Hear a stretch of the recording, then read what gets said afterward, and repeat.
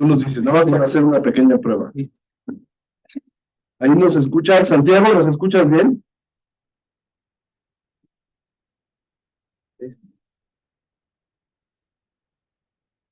Va a contar el maestro Vadillo Nieto, Ah, muy bien.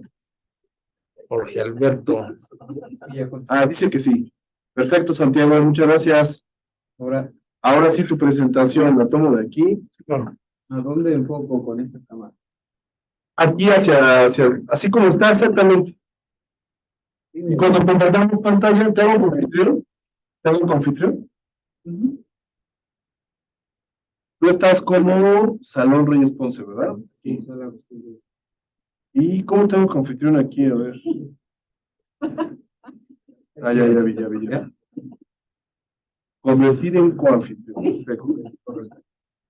Ahora sí tú ya puedes mover ahí y me voy a salir de acá para entrar al...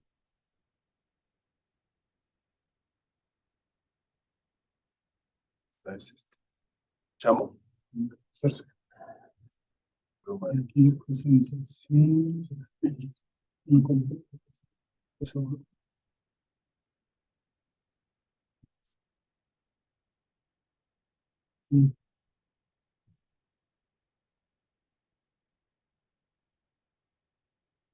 Presentaciones hoy. Mi presentación.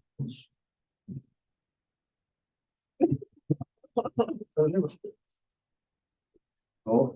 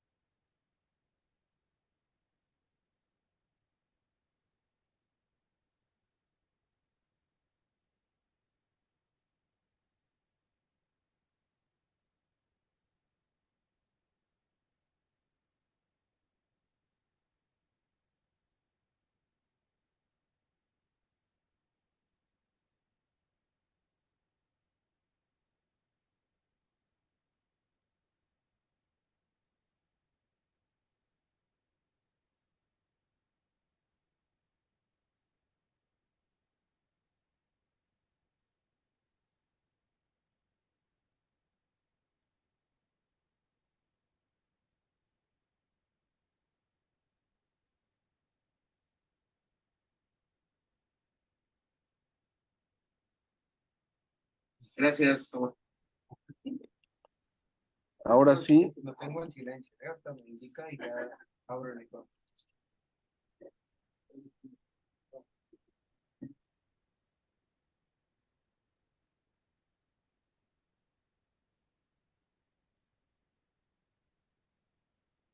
Sí está.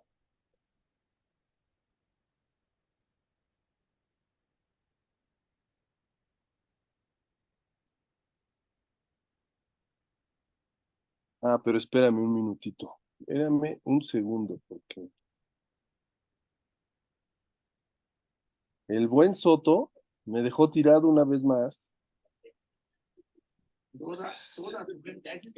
Y yo tengo que operar, tengo que hacer aquí todas las pistas.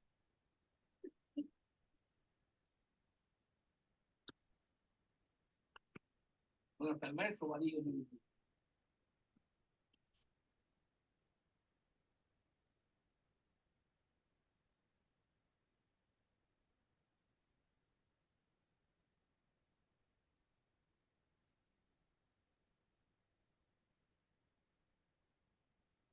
A ver, espérenme que estamos saliendo por Facebook. Ahí va. Perfecto. Dice que está haciendo la transmisión. Vamos a ver si sale.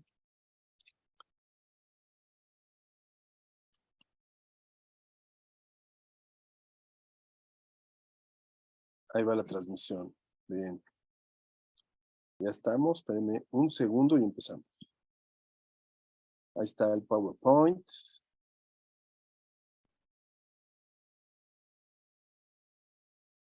Ahí está. Ya podemos. Bien. Buenas tardes a todos. Muchas gracias por acompañarnos. José Samuel Martínez, soy académico del Departamento de Comunicación.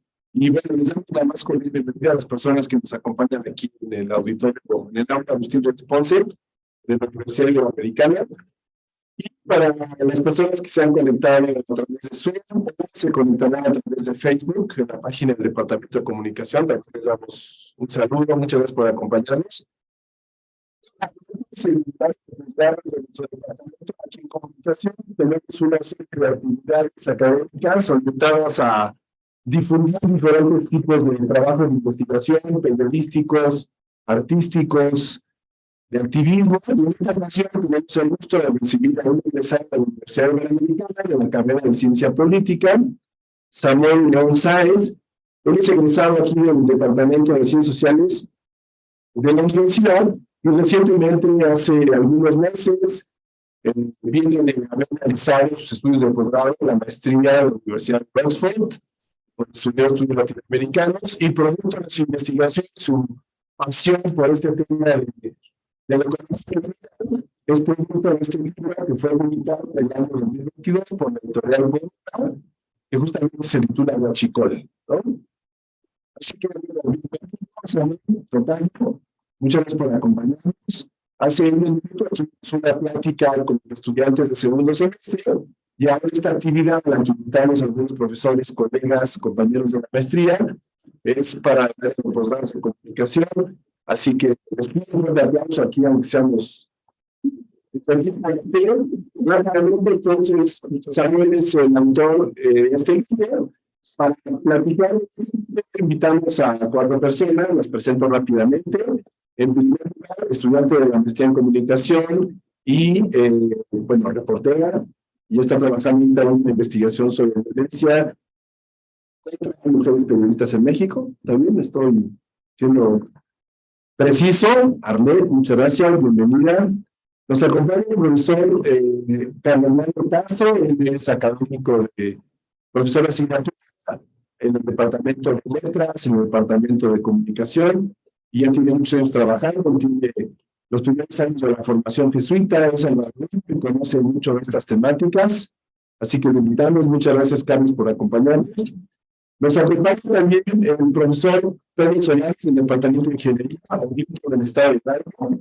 Conoce mucho de la parte práctica de estos temas del Huachicol, y nos acompaña también, aquí acaba de llegar, Gonzalo Álvarez, que va a ser un poco el comentarista, el moderador de esta charla.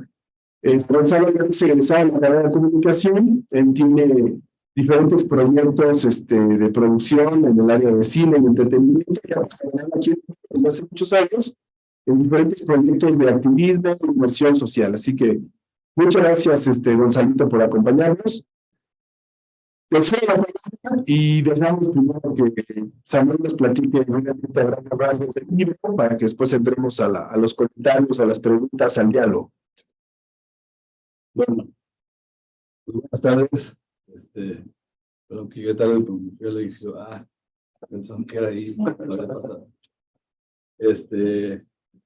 Yo varias cosas diferentes enfocadas a la creatividad y al área social.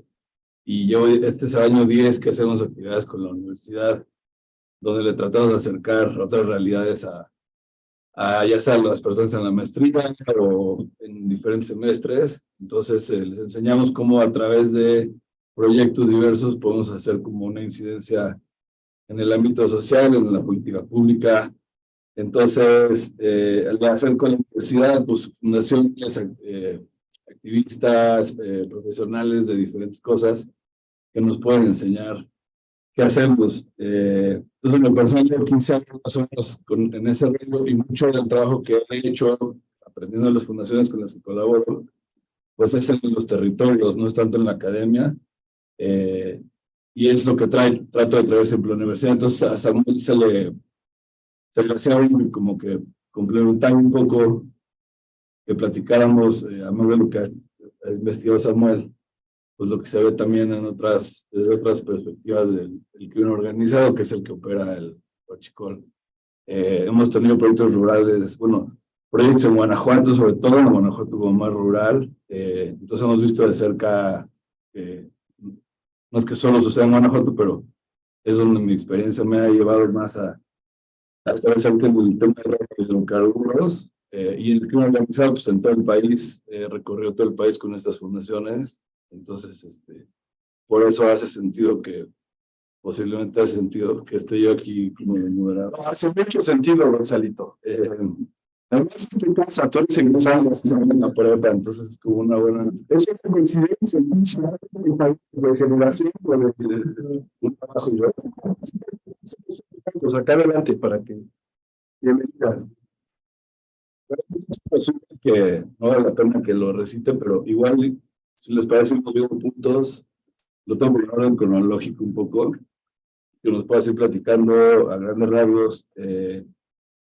Tengo un dato, igual por ahí podemos empezar.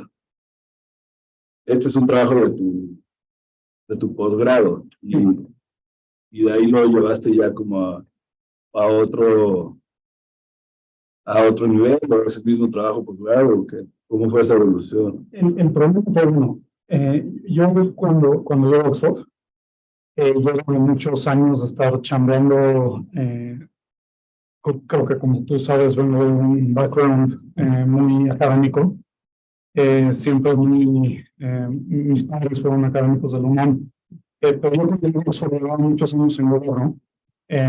Y llegando, lo primero que hicieron fue ponerme con un excelente académico que está en el SIGO, Carlos Pérez Ricard, que es un hombre que sabe mucho de la historia de la DEA en México. Lo primero que hacía en estudios latinoamericanos era ponerte por nacionalidad. Y yo en ese momento estaba muy distanciado del tema académico, y siempre había tenido dos grandes temas que yo creía que jamás se iban a tocar. Desde los años de gobierno, a mí me ofrecieron un pequeño trabajo en un think tank que se llama Contorno, y ahí yo me metí a ver energía y seguridad. Entonces empecé a ver mucho de las problemáticas que tenía Pemex, o me metí muchísimo en Pemex, y siempre el tema de la seguridad en México me pareció apasionante, y también me especialicé en eso ahí. Y estando en Oxford, yo pensaba que no había manera de conciliarnos, y yo me reuní mucho con este hombre, con Carlos Pérez, y constantemente nos dábamos de topes, éramos más o menos de la edad. Él presentaba las propuestas de investigación, que la neta hizo muy bien, porque estaba presentando unas cosas muy áreas de energía.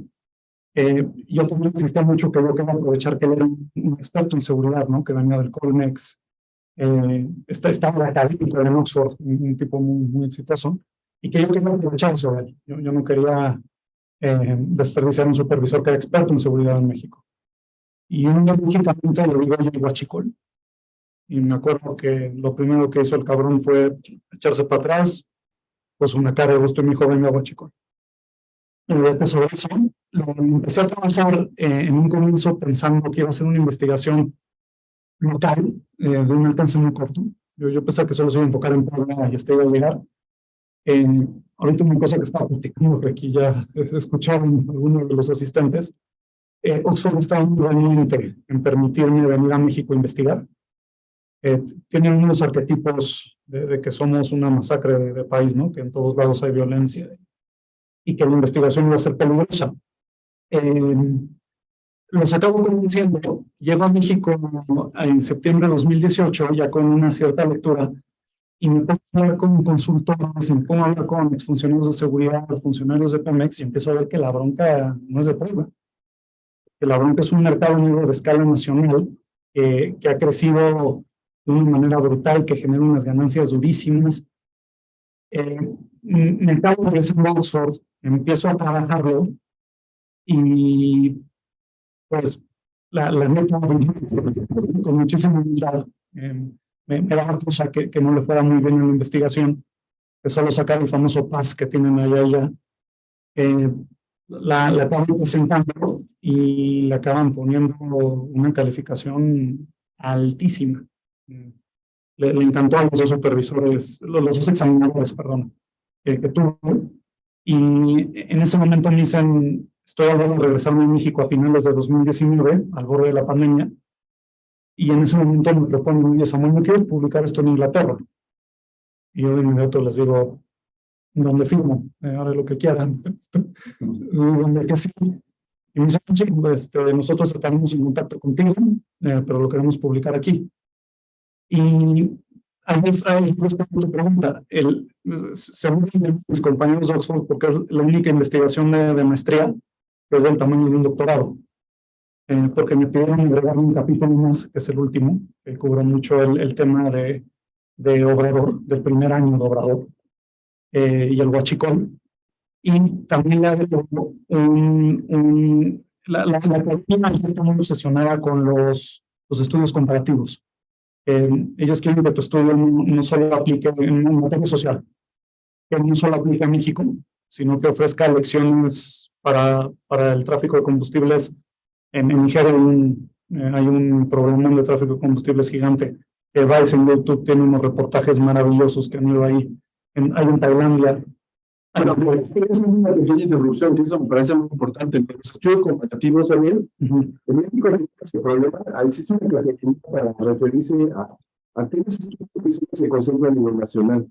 Sí, el concepto, la categoría que se utiliza es nacionalismo metodológico. Yo estaba con eso. El nacionalismo metodológico es la creencia de que los problemas tienen fronteras nacionales y cuando es te concentras en un caso, en una situación, y con las leyes o las fuerzas, digamos, más, no quiero llamar culturas, pero quizás más profundas o a veces más productivas de hacer investigaciones sociales, tienen que ver con el enfoque comparativo. Sí. Cuando comparas casos similares entre una muestra más o menos parecida, que te permitan encontrar patrones, ¿no? Yo estoy en toda la razón. Yo siempre que fue un tema de filo, porque yo como mexicano, yo creo firmemente que la mejor investigación que yo puedo hacer era en México. Imagínate meterte en Nigeria, que nos duplica en población, y de lo que yo leo es complejísimo. Entonces, como por un como de humildad, yo no quería, yo no osaba decir que tenía un enfoque comparativo. Hasta que un día me senté con el supervisor de la tesis, un hombre que se llama James Whitehead, un académico de Oxford, y me dijo que su estudio comparativo, porque te hablaba de usted, era muy formal, aplica otros casos afuera de México. Y yo cuando regresé y me pidieron un Oxford, en un año publicación me agregaron un ejemplo comparativo. Yo encontré un caso que me gustó mucho, que ahora ya está, me metió un problema en Europa, un caso de tráfico que se dio entre Libia, Malta e Italia, de combustible, que lo acaban vendiendo como biodiesel, que obviamente no era combustible, y lo vendieron en la Unión Europea, en el cual estuvieron involucradas empresas europeas, una suiza y una italiana. Ahora la Suiza ya amenazó a la editorial en Inglaterra y se armó la los padres. Me hicieron agregar esos dos contenidos. Entonces, la investigación sí cambió, se volvió mucho más rica. La acabo yo trabajando desde septiembre de 2018 hasta yo acabé la traducción en español a finales de 2022. Esta cosa ha sido mi vida. Es lo que he visto. Entonces sí aprendió mucho y sí se ha asumido bastante de cómo empezó con mi maestría a lo que es ahora. Muy bien. Pues si quieres, empieza con los dos a Bueno, lo que tú quieras platicar, después la función de Gonzalo va a hacer algunos comentarios, perfecto, me siento para hablar de esto primero con el profesor Carlos, después el profesor Ortega, que se tiene que ir a su clase a las 5, finalmente escucharemos la opinión de Ariel, que ella tiene la experiencia como estudiante de maestría y reportera, ¿no? Perfecto. Les explico, bueno. Mi investigación en lo que se centra es en explicar los orígenes del tráfico del combustible en México no es una tarea muy sencilla, como un mercado criminal prioritario y encontrar explicaciones para una fase de crecimiento exponencial que tiene este mercado entre 2011 y 2018. Aquí, como verán en la diapositiva, aquí tenemos las estimaciones. Yo llamo esto, para darle un nombre académico, a mí me parece hermoso, que pasa de moda de alcoholes adulterados al régimen hidrocarburo, pero yo creo que un término académico más formal. Entonces, ya el mercado de combustibles mexicano.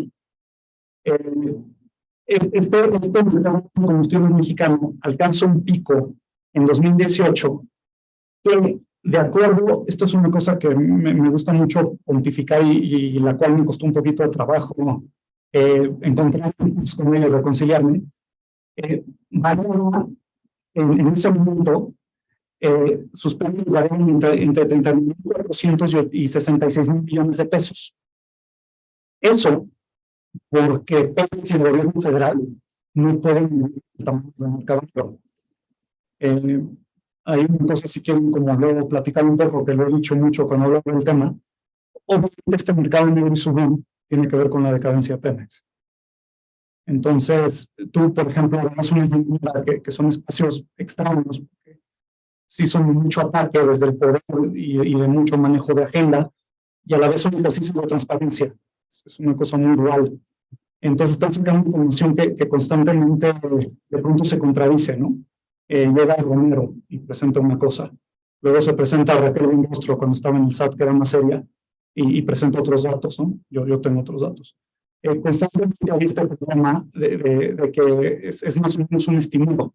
Pero bueno, pues tenemos un mercado negro que para cerrárselos en dólares, en su pico está entre 2.000 millones de dólares y 3.4 millones de millones de dólares. Es un mercado negro gigante.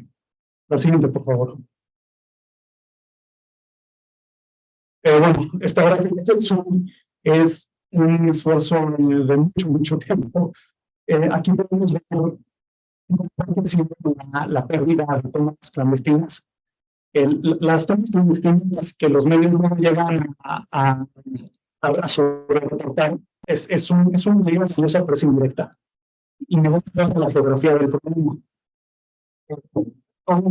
No dice lo que se están robando. O sea, sí, hay 30.000 tomas clandestinas y ahí está donde entra el problema de la teoría biométrica, que como vean lo que se están robando, un pico de más de casi 24 millones de barriles en 2018. Y fíjense en esa extraña carencia de 2016. A mí me da la impresión que ahí no tienen idea de diferentes fuentes de robo, que no son brutos, también pueden ser en refinerías, en las terminales de almacenamiento y reparto, en las plataformas marítimas de Pemex, en la zona de Campeche roban mucho, en acciones de piratería.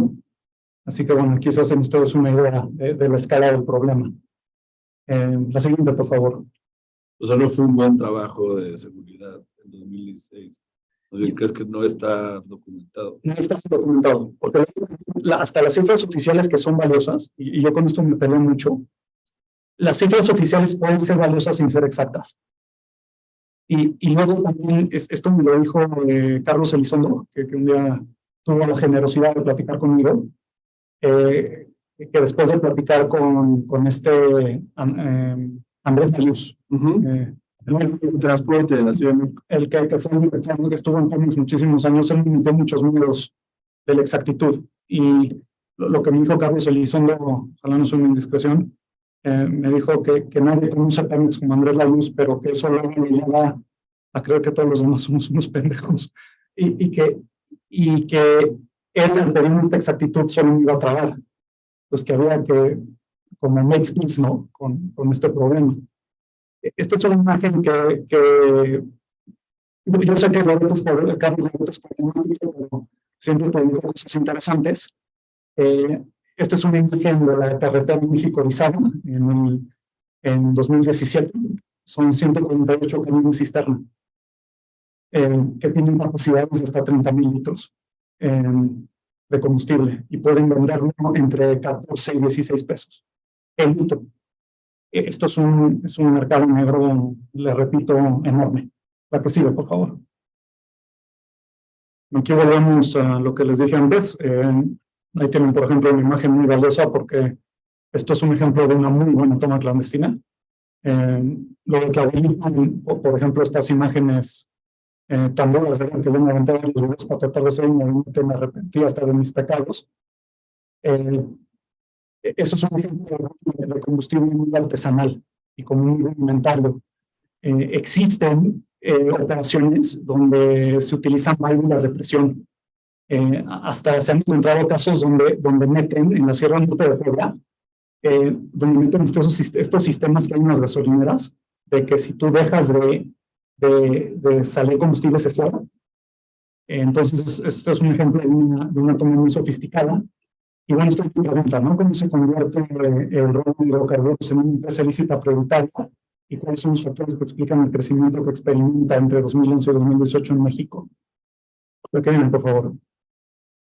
Bueno, aquí estos no son unos, a ver, déjenme, me voy un segundo a la presentación para explicarles bien es como Me interesa mucho simplemente es el esquema de la investigación, ¿no? sí, aquí ponemos se lo vi a una académica de Yale, se apellida Yashar, es una mujer talentosísima, y dije, qué belleza poner tu investigación así.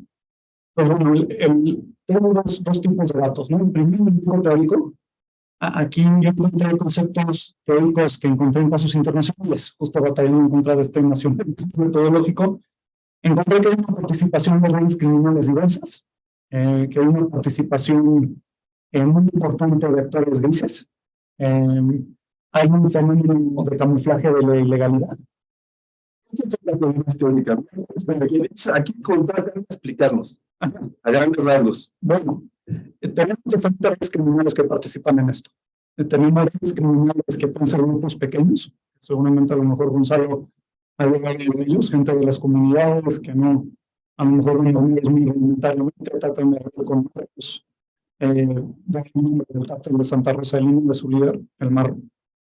Luego tenemos redes criminales de alcance estatal y regional, que yo creo que ese fue el caso del cártel de Santa Rosa de Lima, que además escalando, va escalando.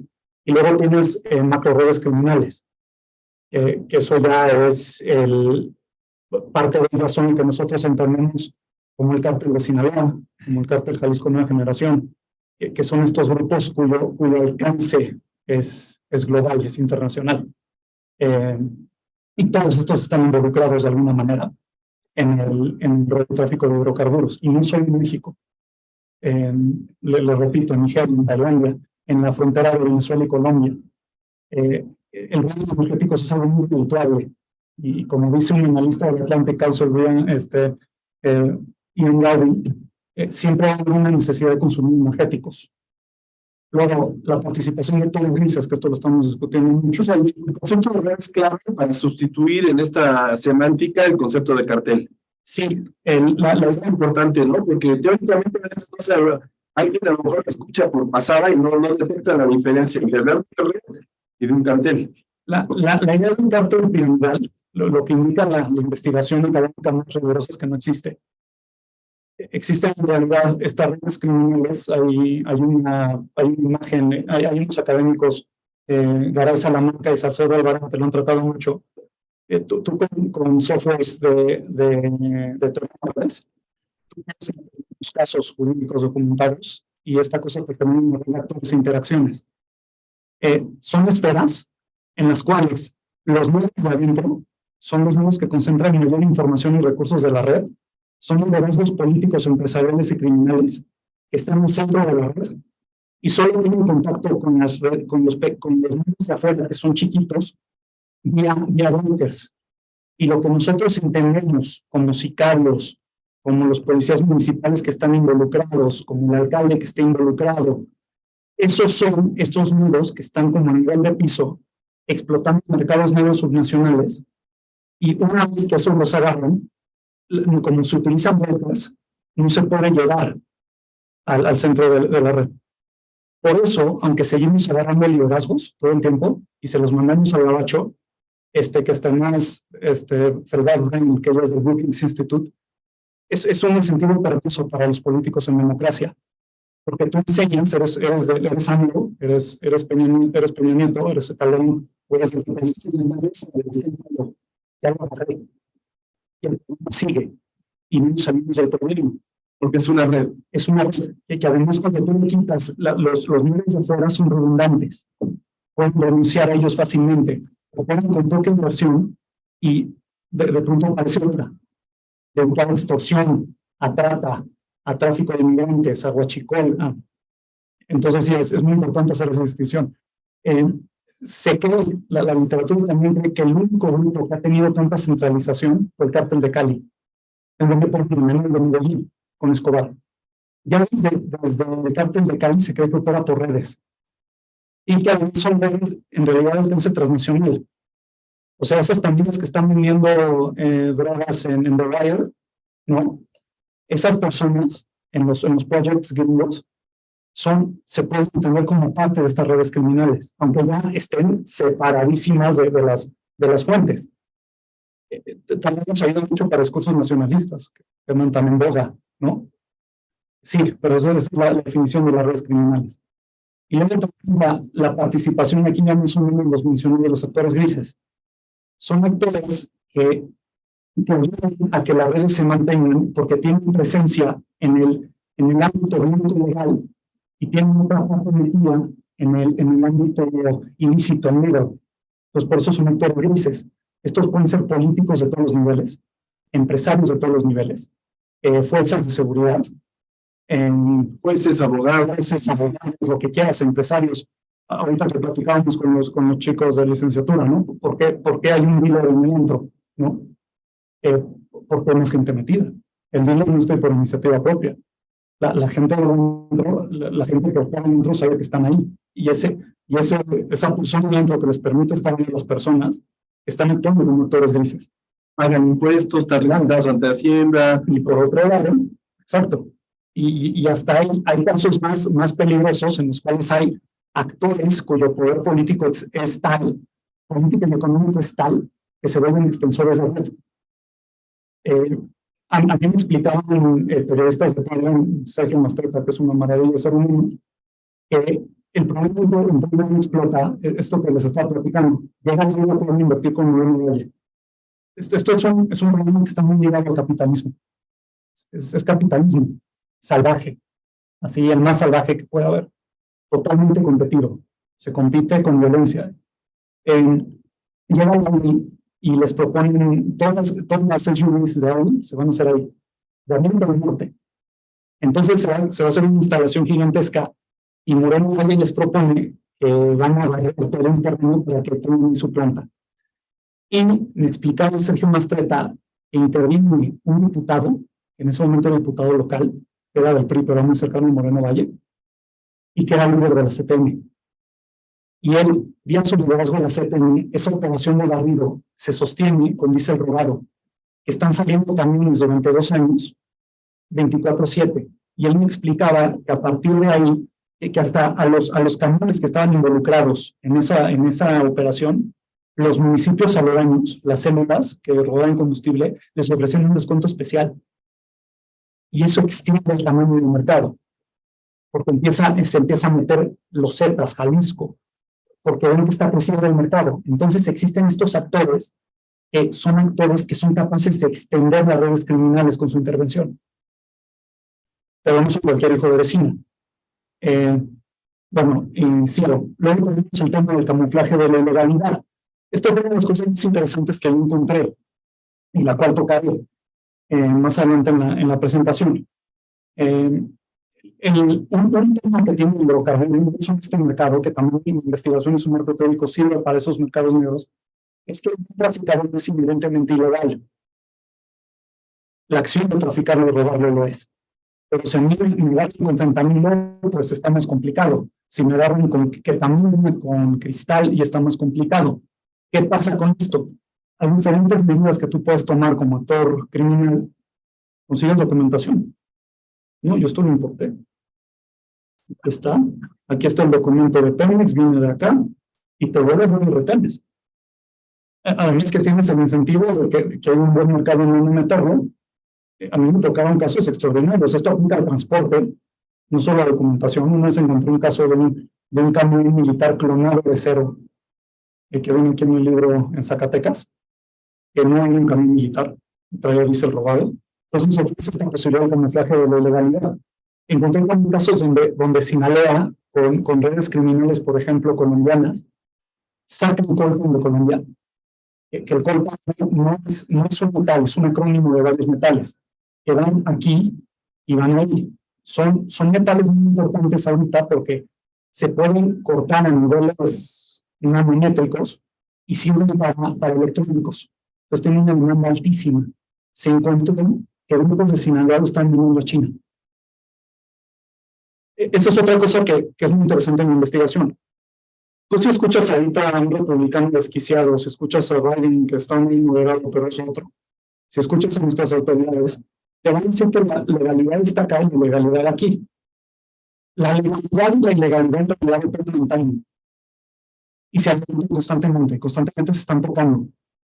Y ese es un buen ejemplo.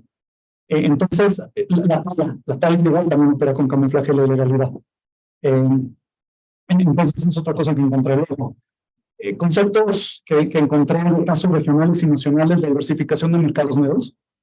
Ya estamos en un problema que rebasa, seguimos muy trabados en el tema del narcotráfico.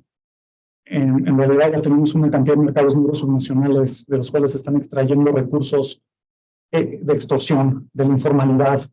La informalidad no es criminal, pero es muy vulnerable a la criminalidad, porque no, el Estado no los ve. Entonces, imagínate, si de por sí un empresario que sí paga impuestos en un lugar inhóspito está vulnerable, no tienes un Está organizado y lo puedes. está organizado, es un lugar donde hay mucho efectivo, se puede ganar dinero bien ahí. Entonces, ahora es un problema, trata de personas, prostitución. Tenemos ya un problema de mercados negros que se explotan desde lo subnacional, también consumo de droga interno. O sea, consumo de droga en el DF, en Guadalajara, en Monterrey, en Guanajuato, todos se meten drogas. Entonces, tenemos mercados subnacionales que son importantísimos y la mayoría de las células operan en un estado subnacional. Tenemos una fragmentación de grupos criminales, que es una cosa de la cual se ha hablado hasta la muerte. El CID ha hecho investigaciones extraordinarias, ¿no? De cómo al cortar cabezas se van armando más y más y más. Y cada vez tienes, aquí les puse un ejemplo en el libro, de acuerdo a la encuesta de Pesdalia, que esto lo publican en 2018, en 2007 había 5 grupos criminales en México que estaban involucrados en 20 hechos violentos. Esa cifra aumenta en 2011 a 80 grupos involucrados en incidentes de violencia. Fuertes Series, también del CIDE, publica en 2018 que entre 2007 y 2011 la presencia de grupos delictivos aumenta en 20 de 59 zonas urbanas de México. Y el CIDE en general estima que para 2022 había 150 grupos criminales operando en México. Entonces tenemos cada vez más grupos que aparte están peleando entre sí. Vuelvo a mi esquemita.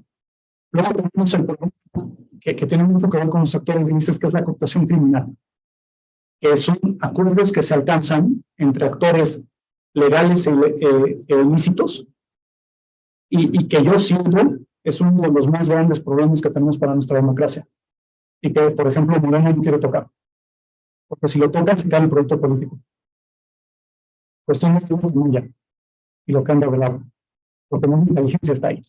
El problema es que si tú te metes realmente esto, se necesita un maxi proceso como el italiano, que necesitaría realmente una actividad del aparato político, porque esto está presente en los municipios, en los gobiernos estatales, en el federal, hay empresarios metidos. Y hasta luego complicado quién paga la luz. ¿No? ¿Quién no está metido? Algo que en Costa Morena, ¿no? El documento de los militares diciendo que sus 2 principales funcionarios de seguridad en Tabasco metidos sean en medio de tráfico de hidrocarburos y al final tenemos ese incentivo para eso, por más decente que creas que es Morena, que no está, yo no entiendo que Peña Nieto fue todo, pero este problema lo pasa, ¿me entiendes? No es una cosa moral, los votos, esto se acabó. Es una cuestión moral de voluntad. No está estructural. Y a ver quién me apaga la luz. Bueno, sigo. Datos empíricos. Aquí me fue mucho como el contexto energético y de seguridad de México. También lo que es una historia de dos crisis, ¿no? Tenemos tanto una situación de seguridad que empeora de manera alarmante con un sector energético que se está cayendo y a la fecha no hemos encontrado las respuestas para solucionarlo. Los orígenes del tráfico de combustible en México, que si quieren de eso lo discutimos más. Yo creo que es un incidente porque es difícil ubicar exactamente es esto. Yo les digo esto les estaría mintiendo, ¿no? Pero hay un evento entre el calderonismo que involucra a los Zetas y Estados Unidos y a la Casa Blanca, que fue muy importante. Luego está la información cualitativa y cuantitativa que voy a encontrar en el mercado negro de combustibles mexicano. Aquí el INAI hay que defenderlo. Seas chairo, seas fifí, o sea lo que sea. Esa es una de las herramientas más importantes que tenemos para monitorear el poder. Y si tiene razón Rosso, al poder no se le aplaude. El poder hay que auditarlo, porque es muy poderoso el poder. Qué bonito, ¿no? Y luego, en esta coyuntura 2011-2018, un incremento muy duro del precio de los combustibles en México. De ahí, mi investigación terminó en ese momento, cuando era tesis de maestría, en dos casos. Tenemos métricas locales y nacionales que se reflejan en dos estados. En Puebla, donde yo encontré una participación comunitaria durísima, que está ligada a un problema que tenemos. Somos un país que se desarrolla y que es muy rico, somos muy excluyentes. Entonces, ¿de qué chingo sirve que invierta, que lleguen las inversiones? Hay que tener un poco con nearshoring. Porque si invierten y la gente no se beneficia, ¿de qué sirve? Eso yo me encontré mucho con la participación comunitaria. Y luego tenemos el escenario de conflicto criminal que se ve en Guanajuato, que se sigue dando. Que hay una... 6 años. Sí, llevan 6 años y donde tienes a grupos de la tierra caliente que están metidos, los grupos de norte que también están metidos. Un estado que también está complicadísimo en los niveles de cooptación, y yo ahí exploré el problema del conflicto criminal y de cómo se desarrolla. Así que bueno, ese es mi esquema donde está más o menos mi investigación a grandes rasgos. ¿Te parece, Samuel, si tratas de redondear lo central del libro para que podamos escuchar a los... Sí, claro. Bien, nada más por decirles, ¿cuál es el problema central? Si te puedes decir otro más, por favor. Hacia... Después se los explican, ¿no? Las participaciones, las agrupaciones. Aquí tienen ejemplos muy visuales de los 3 tipos de grupos en los que hablé. Tienes abajo a la izquierda participación rudimentaria, local, en robo de combustible en Puebla. También imagínate, dame como policía, ¿qué haces? Sacar un arma, yo no lo recomendaría, porque un chispazo, ya vimos la bolita. Arriba a la izquierda tenemos al cártel de Santa Rosa de Lima, que hasta aquí para mis comunicólogos. Si ustedes ven los videos que saca Santa Rosa de Lima contra los que saca Jalisco, son 2 mundos distintos. Hasta tienen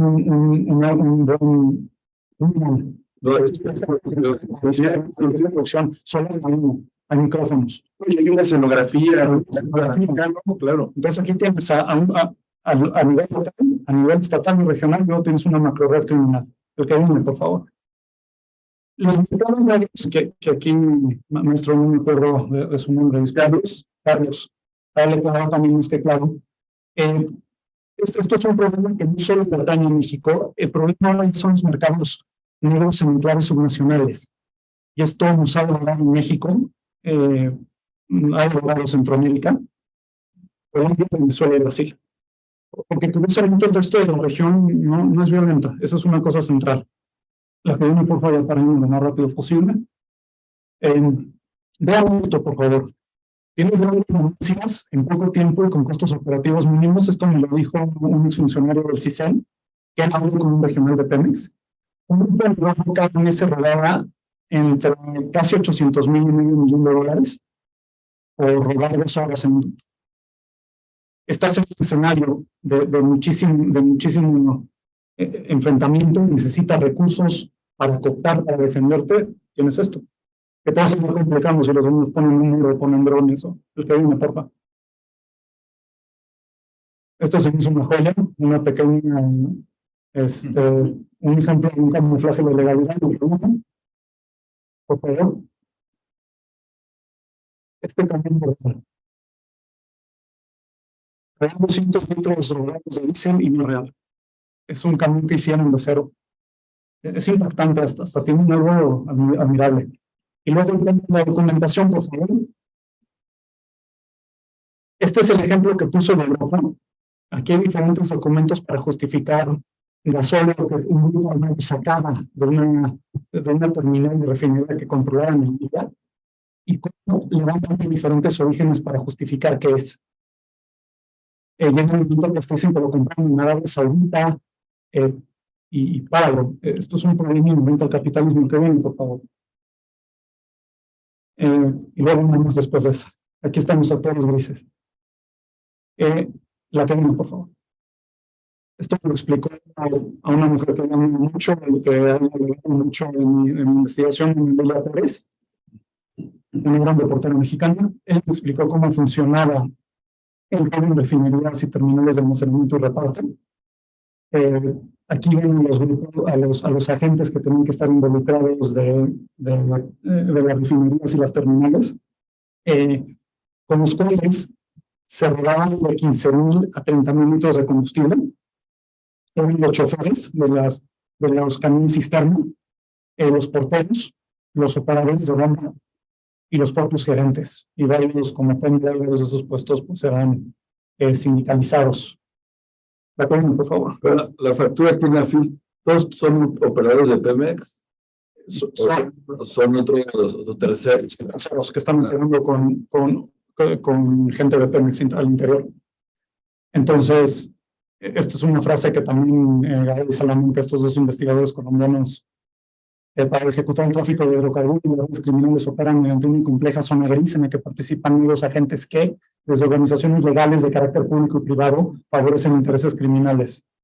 Y por la foto, varios líderes disidentes han tratado de denunciar del sindicato que había involucramiento. Claro. De la... Sí, claro. Aquí la que viene, ya casi acabo.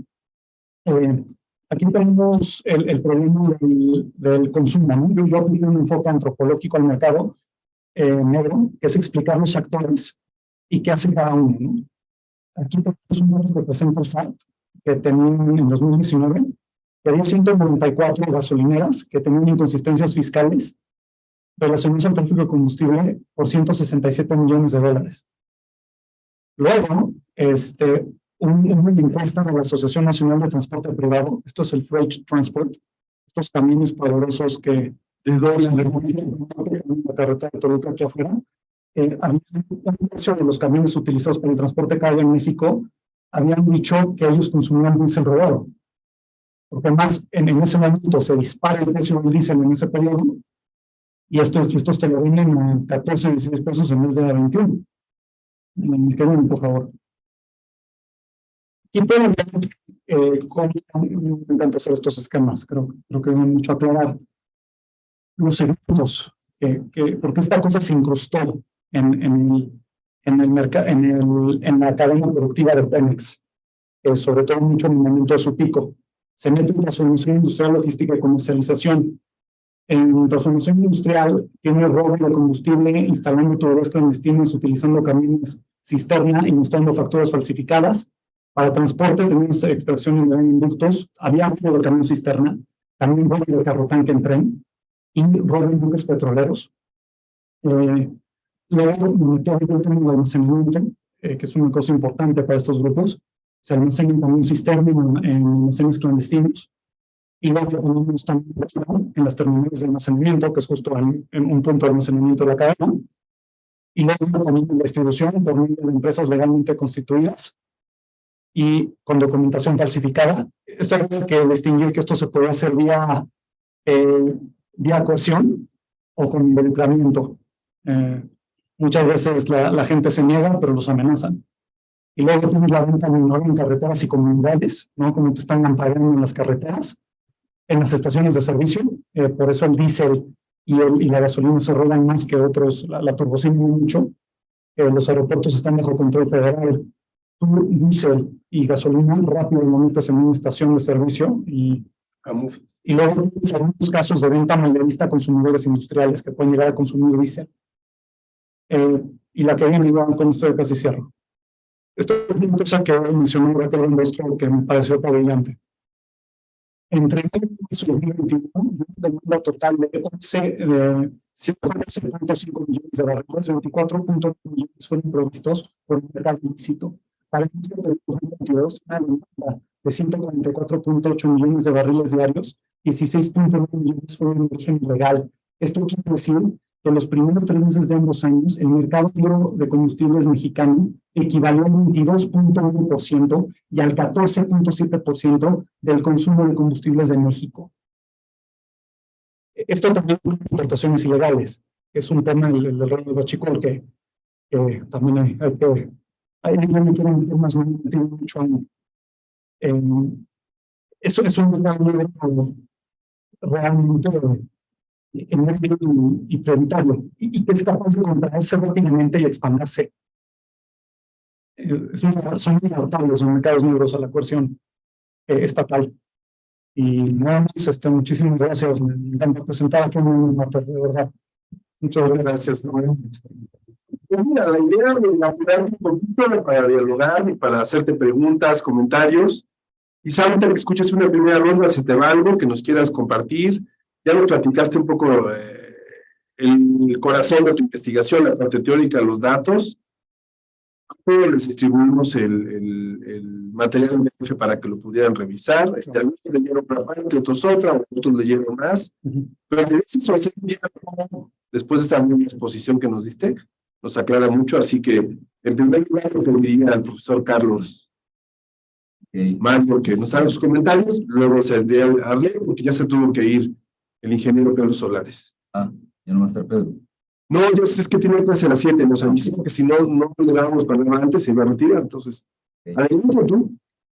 Bueno, yo preparé quizás un encuadre más desde la teoría para poder comentar, la teoría sociológica para poder comentar tu texto.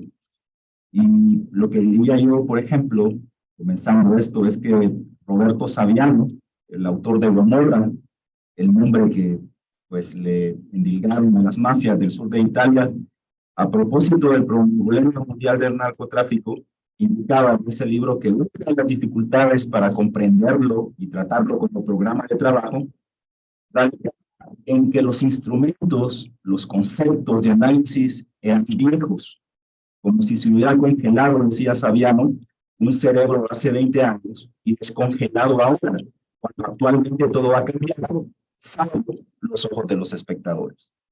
En esta dirección, me parece que un libro, José León, Huachicol, el nuevo mercado criminal. Samuel León. No es José. Es un pintor gallo, Samuel León. Me gusta más Samuel. Samuel León.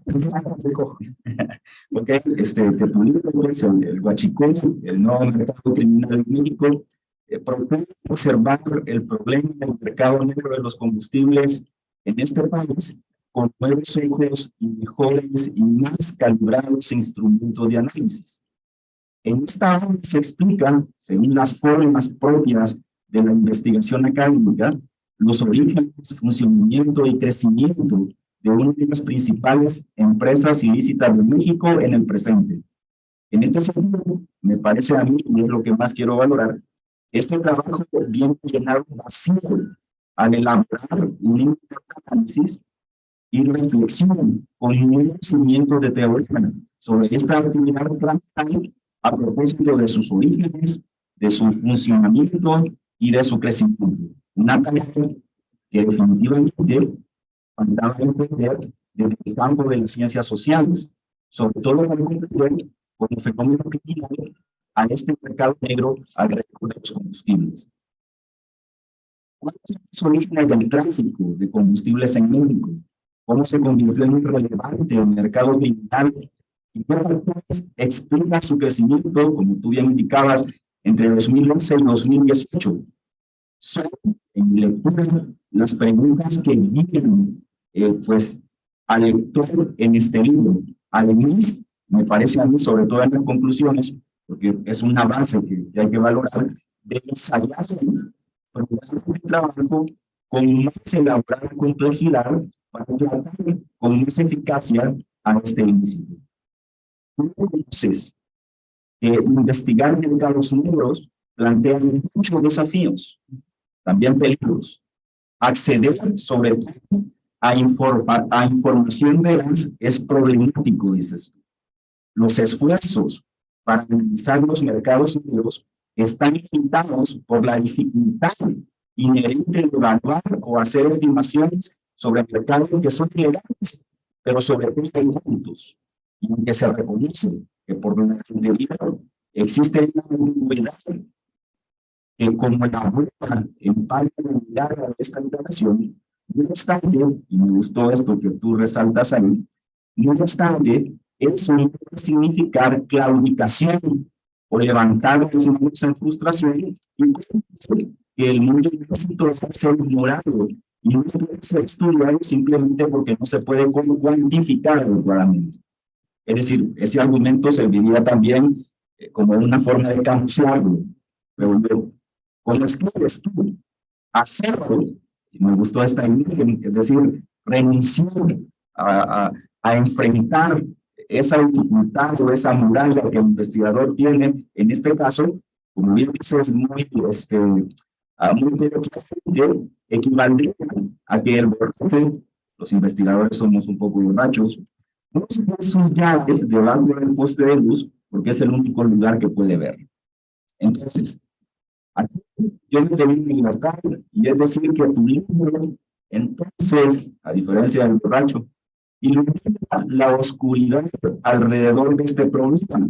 Y en ese sentido me parece a mí, como una novedad para tu trabajo, que en las ciencias, o mejor dicho, el trabajo a ciencias como la física, por ejemplo, que es como el canon en este asunto, o el proceder de algunas ficciones que se aventuran a trabajar en las profundidades sin fondo de lo inobservable, o que se internan en la oscuridad espesa y sangrienta del humano con los ojos bien abiertos. Y aquí yo, por ejemplo, recordaba en la literatura, pues, a los 1666 de Roberto Bolaño y toda la indagación que hace sobre la trama criminal y asesinatos de mujeres en Ciudad Juárez, recordaba eso. El nuevo mercado criminal en México observa la incidencia de este fenómeno, y esto es muy importante, como tú bien lo exponías, en un país específico, que es México. Sin embargo, en ese caso particular, está implicada toda la sociedad del mundo como un sistema. Eso, si nos atendemos a lo que sugiere la sociología de sistemas, de una manera tal vez complicada, señala que si se considera a la sociedad del mundo en su pasado y en sus tradiciones, puede tener la impresión o el efecto de una marcada diferenciación regional, que tú decías, ¿no? Para contraponer esta metodología nacionalista y esta cuestión como más comparativa, ¿no?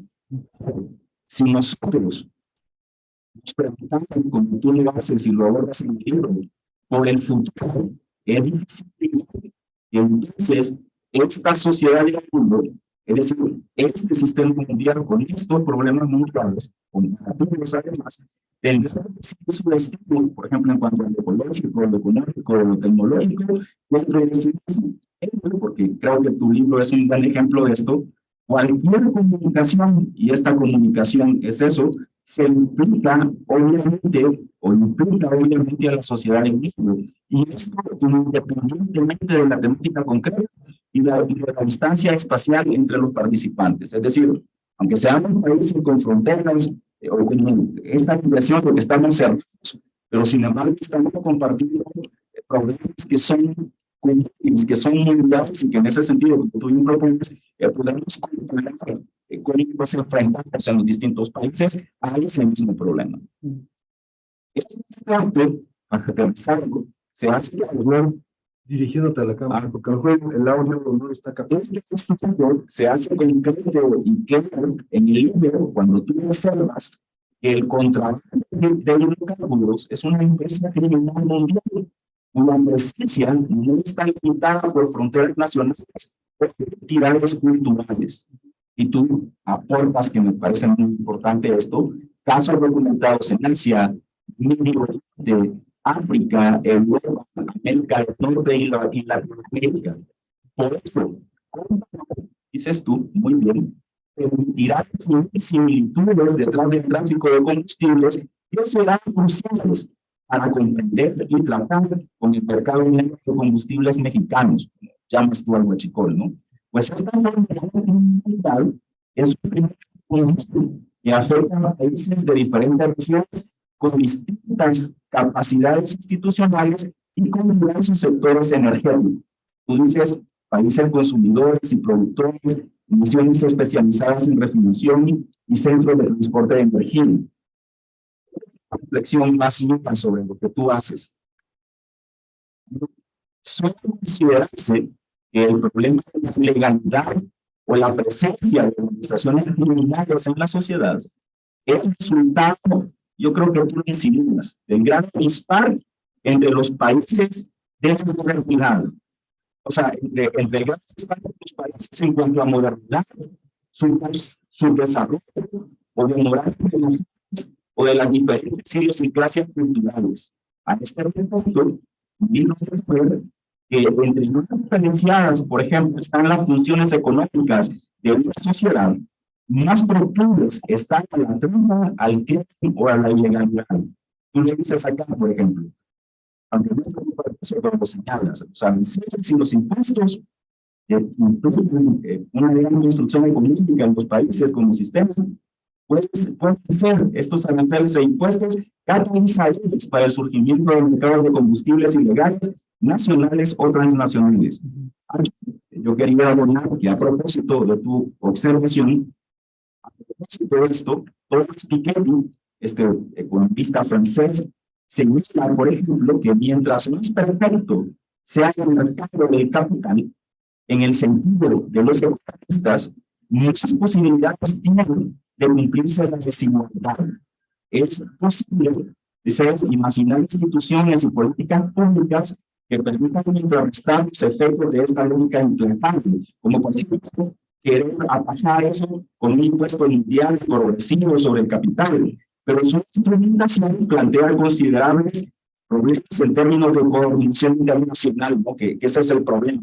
Creo que tú lo atraes y lo observas bien, de que quizás el fracaso en el tratamiento de este problema es precisamente la coordinación de toda la nación o de todos los estados o de todo el sistema económico en el mundo para poder tratar con este problema, ¿no? Porque además, tú dices, están translados en este problema. Entonces, también, y yo creo que tú lo hiciste notar, este otro economista, Joseph Stiglitz, dice que no está hablando, y tú lo indicabas, al incremento, por ejemplo, del uso de ética en las universidades, o con llamar a la sociedad desde lo público del Estado, como ser la corrupción y la Estado. En este caso, piensa este economista, es como tú haces en tu libro, examinando cómo funciona el sistema económico, como se puede entender, porque es un atractivo para la estafa y crimen organizado.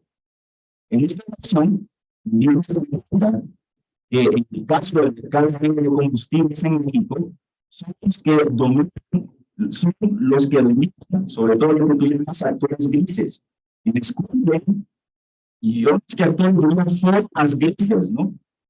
A los que estos individuos se meten, quienes cumplen el papel crucial de insertar la criminalidad, y esto es muy claro, el funcionamiento legal del Estado y la sociedad al tiempo de la y su importancia estratégica con información, conocimientos técnicos y canales de distribución que permiten que prospere el tráfico de combustibles. Es decir, para preguntarlo como tú lo haces, la legalidad y la ilegalidad no tocan, como siempre hemos querido, de formas aisladas. Tú decías, allá Y aquí nosotros las instituciones, los buenos. Si no, si acá nosotros las instituciones, los buenos. Sino que ambas coexisten estrechamente a diferencia de lo que afirman los discursos hegemónicos. De esta manera, independientemente de la región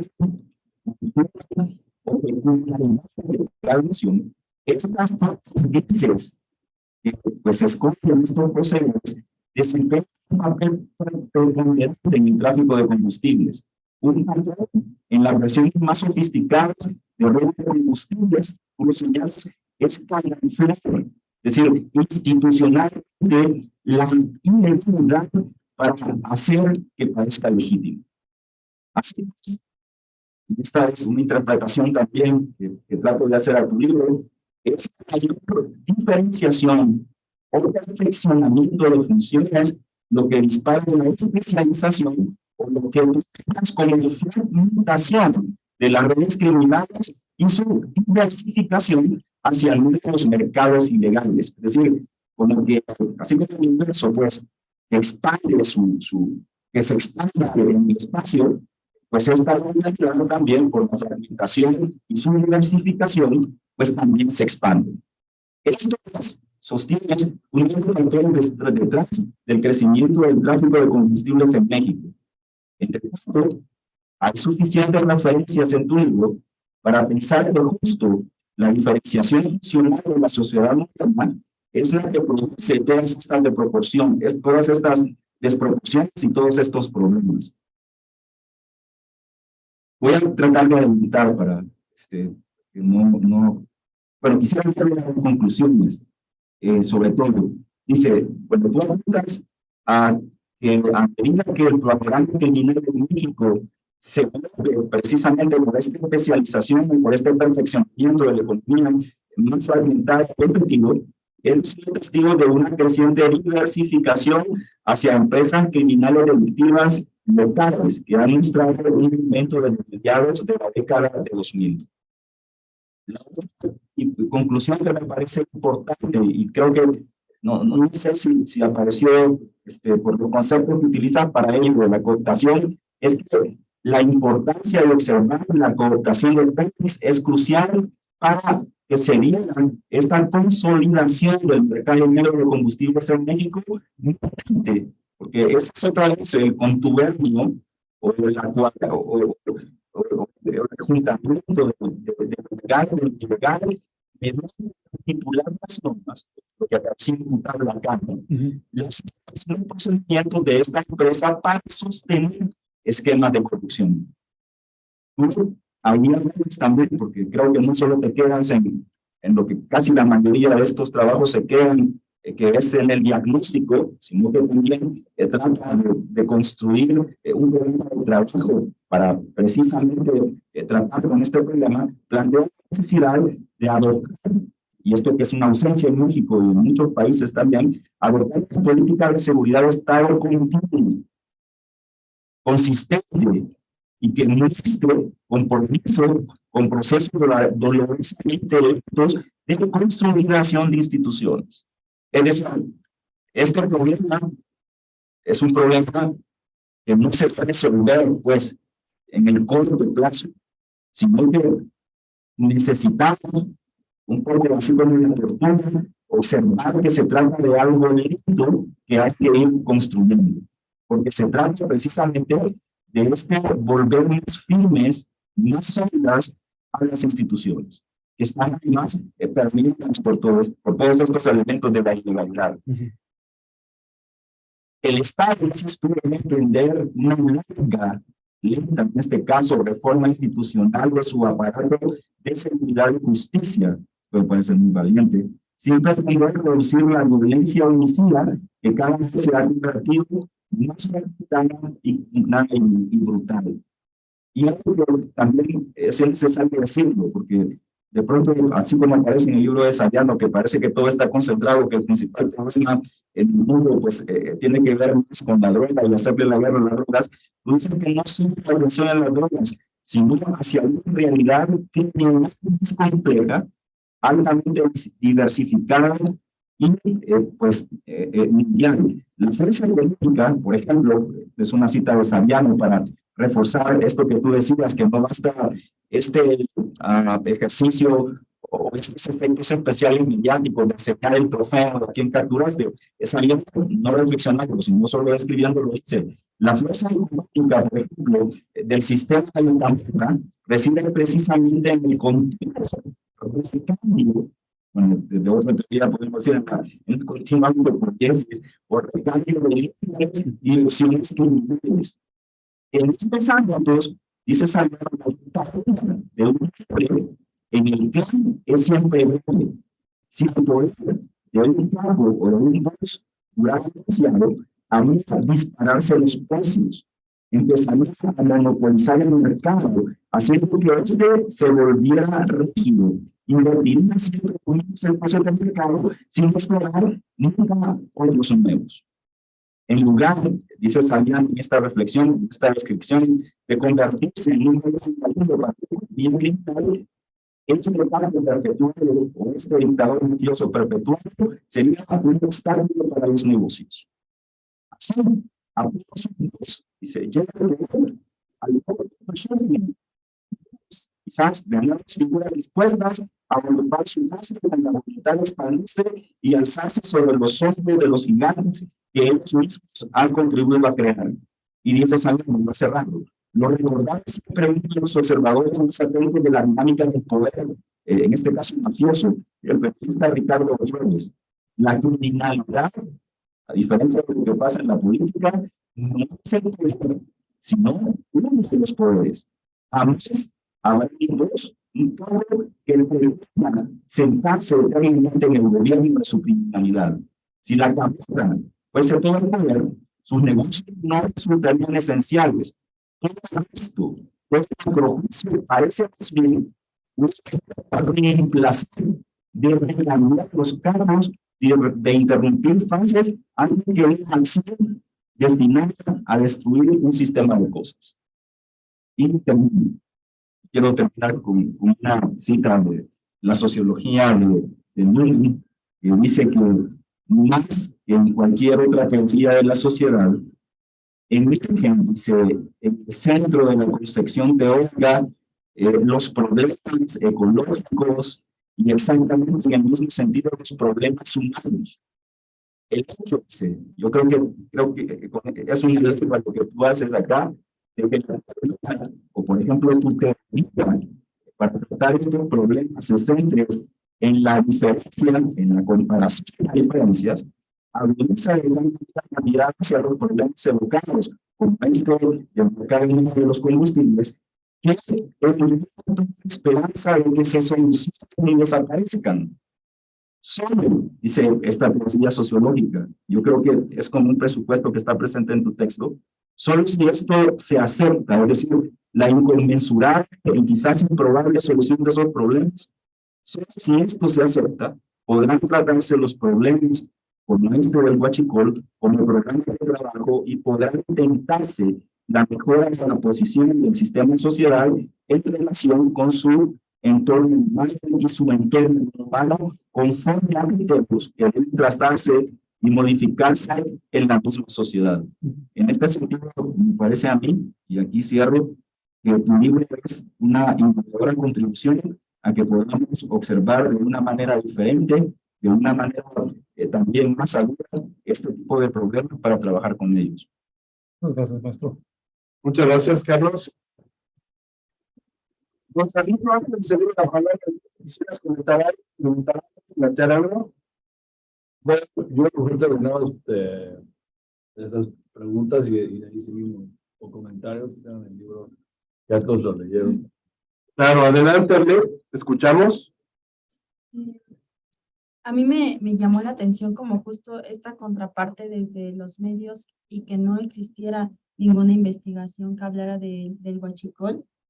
Entonces es como regresar a cómo lo narraba, ¿no? Que recuerdo que cuando salieron los primeros casos, pues justo los medios lo retrataban como una burla de ya otra vez encontraron qué vender, ¿no? A todo quieren estar comercializando.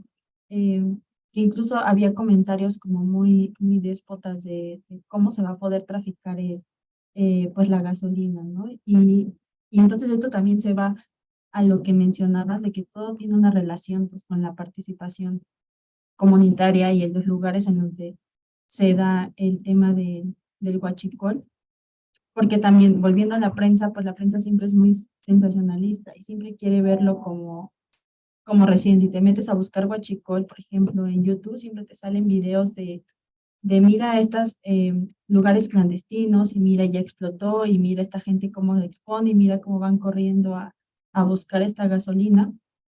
Y ya se queda como que solamente en eso y entonces las personas que consumen estas noticias solamente se quedan en esto de, ah, mira, esta gente solamente quiere no pagar por la gasolina y ve lo que hace, ¿no? Hasta ahí se queda toda la narrativa.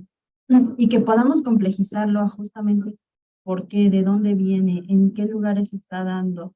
Para empezar, ¿qué es el huachicol? Porque siento que afuera mucha gente tampoco lo tiene muy como claro esta parte, justo por toda la desinformación que hay alrededor y que se pueda aterrizar, se pueda complejizar, se puedan crear justo estos conceptos que nos ayuden a entender qué es lo que está pasando con todas las redes criminales que existen en México y cómo hay pues tantas, tan variadas, luego una misma, siguen haciendo otras, quiénes son las principales personas que ponen, porque también cuando vemos que justo, ¿no? Como ya detienen a personas por ser guachicoleros, no están deteniendo a las personas que están detrás de todas las redes, están deteniendo a las personas que les dijeron, te pago tanto dinero porque hagas este trabajo y rápido y entonces se vuelve otra vez como dentro de estas redes, otras redes de que siguen estando por las personas de clase baja pues hasta el final de todo esto siguen siendo las perjudicadas y todo porque pues no entendemos de dónde viene pues, la criminalidad en México. Entonces me pareció como muy importante eso, que sea de las primeras investigaciones que se centre en estos temas, que dejemos de verlos pues como estas burlas o como cosas que pasan y que van y vienen, como por ejemplo el tema de estos refrescos adulterados, o sea, todo viene de un porqué, todo está relacionado y todo tendría que tener como la misma relevancia, entonces por eso me parece muy importante que te hayas dedicado a hacer toda esta investigación y sobre todo como estas formas de análisis que se ven como muy sencillas en palabras, pero son demasiado complejas y demasiado grandes para poder entender, pues, para empezar pues, cómo está México y sobre todo si lo llevamos ahorita a la actualidad, que sigue incrementando, que sigue pasando,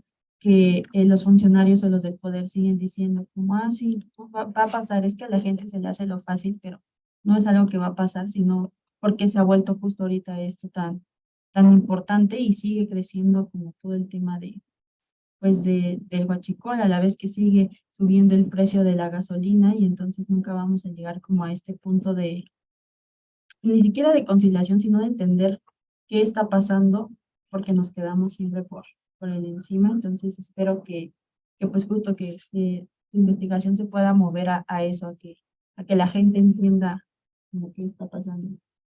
Gracias, Arlet. Muchas gracias, Arlet. Nos tenemos 20 minutos, podemos seguir dialogando, Gonzalito, o si alguien quisiera hacer alguna, o tú si quieres responder o comentar lo que se Si quieres, quieras. les puedo hacer un pequeño sí. Claro que sí, adelante. Maestro Arlet, gracias a ambos. Excelentes comentarios. Yo un poco sobre, siempre tomo notas, de lo que escribió, lo que me dijeron ambos. Primero, el maestro Carlos. Carlos, Sí, maestro. Carlos, por favor, discúlpame, que ya te dije que luego los mexicanos muy bien. Así el trato. Como decías, Carlos, una cosa que sí me brincó, me gustó, que te resultara interesante. Este es un problema inherente al capitalismo. Y ya las sociedades que hemos construido, ya cómo se llevan a cabo los proyectos de desarrollo. Por darte una pequeña nota Sergio Mastreta es un jesuita, un hombre profundamente educado, sí, que terminan, se sale de la orden y terminan teniendo un rancho en una zona huachicolera de Puebla. Y él, cuando yo hablo con él me explica que las zonas del Triángulo Rojo, que están en la carretera entre Puebla y Veracruz, Algunas cumbres de Monterrey, de Tehuacán, Palmarito, que hasta ahí han metido abiertamente a un presidente municipal, que su hermano es huachicolero, que tienen una sede y dan regalos. Él me explicaba que, por ejemplo, esos lugares estaban excluidos de proyectos de desarrollo desde el Porfiriato, que eran comunidades indígenas que siempre que llegara el nuevo gran proyecto desarrollador, los excluían y que se dedicaban a lavar hortalizas y eran jornaleros y ganaban el jornal en una cosa criminal. Era una cosa un salario mínimo, ¿no? Es de los méritos, porque ganaban poco más de 100 pesos diarios y luego los huachicoleros te pagaban 3,000 pesos por manejar una pipa una noche. Entonces, yo sí acabé concluyendo de cómo estas redes criminales en nuestros países también encuentran en esta exclusión, ¿no? Que después del mercado. y además hay otro sentido de participación comunitaria, que además crea otra capa protectora. claro. Como el camuflaje de la legalidad es una capa protectora, tú llegas en Puebla y la gente los protege. Es esta familia que trafica con verduras y con animales, ¿no? El tomín. Sí. Que Sigue prófugo, ¿no? sigue prófugo y se defiende. Y han cerrado, y aparte se vende, porque además otra vez viene una familia importante de productores, aprovechó la pandemia y daba, es que me invitaron al CONEX a un excelente seminario de periodistas de investigación y había un periodista que hizo un reportaje sobre Toñín y aprendí mucho de él. Él ya tenía una pata metida en producción agroindustrial, era una persona acomodada de estos municipios. Cuando llega la pandemia, él ya está metido en la Huachicol. Él aprovecha la pandemia, que sí tuvo un mérito que el obradorismo no tiraba a un malo loco, ¿no? Durante la pandemia, sí mostró que tuvo sus méritos, pero a la vez tuvo costos. Este hombre dejaba en los municipios camionetas y ponía de su amigo el Toñín, aquí está el apoyo para estos momentos difíciles, y no hubo nada raro. Entonces, yo creo que otra una capa protectora que es inherente a este sistema. Yo me ponía a reflexionar cuando escucho a gente que le gustan videos de alt-right, que dicen que qué terrible, ¿no? Son nuestros cárteles, ¿no? En estos sentidos nacionalistas. A veces que cuando tú compras droga en Las Vegas, y eso pues, son totalmente gringo, usan más complejo. Una cosa que me sorprendió mucho de escuchar a esta gente es que estos mercados es el capitalismo más puro y desquiciado. Sí. Donde hay una competencia tan terrible y perfecta que se matan por el mercado. Sí. Por lo menos las células que están operando mucho a nivel de piso. Entonces, yo me quedo reflexionando diciendo, oigan, porque no saben con este discurso de que ellos son pro-capitalistas, se casan con el capitalismo, todo lo que ve. Pues esta cosa es capitalismo puro, ¿no? Deberíamos mirarlo. Ahora, yo había puesto eso ahí, pero no quise, por la cuestión del tiempo y para que Arlene tuviera tiempo suficiente, que precisamente todos estos temas sobre, por ejemplo, la corrupción, el conflicto del que se sirven estas mafias del crimen organizado, operan como formas en el sistema económico para incluir a los dejados por fuera de la economía legal, pero también es decir, para excluir a los es decir, para incluir a los dejados por fuera de la economía legal, pero también para incluir a la economía legal dentro de esa red. Es decir, esto que tú decías, esta reciprocidad, ¿no? Y otra vez, creo que ese es como lo que hace es refinar, ser como formas de inclusión mutua, tanto los que están en lo legal participan, como los que están también dentro de lo legal, es decir, como que también juntan pues tanto lo legal como lo ilegal, lo que tú decías.